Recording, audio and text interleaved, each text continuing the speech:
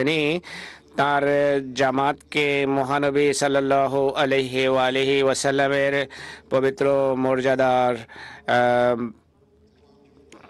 মর্যাদা সম্পর্কে যে নসিহত করেছেন, বলছেন যে মানব জাতির জন্য ভূপৃষ্ঠে এখন কোরআন ব্যতীত কোনো গ্রন্থ নেই। আদম সন্তানের জন্য মোহাম্মদ রসুল্লাহ ব্যতীত আর কোনো রসুল নেই।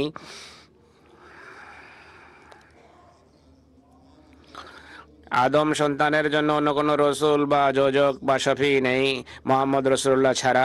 অতএব তোমরা এই মহা সম্মানিত রসুলের সাথে প্রকৃত ভালোবাসা রাখার চেষ্টা করো এবং তাকে বাদ দিয়ে অন্য কাউকে তার উপর প্রাধান্য দিও না, যেন স্বর্গে পরিত্রাণ প্রাপ্ত গণ্য হতে পারে। স্মরণ রেখো, পরিত্রাণ কেবল তাই নয় যা মৃত্যুর পর প্রকাশিত হয়।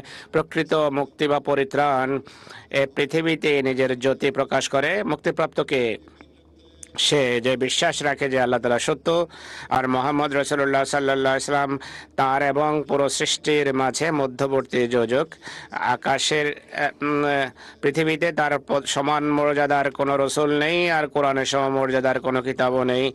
অন্য কাউকে খোদা তাআলা চিরঞ্জীব করতে চাননি, কিন্তু এই মহাসম্মানিত রসুল চিরঞ্জীব। হায়, এই কথাগুলো শুনে যদি আমাদের বিরোধীদের চোখ খুলতো, দৃষ্টি উন্মোচিত হতো।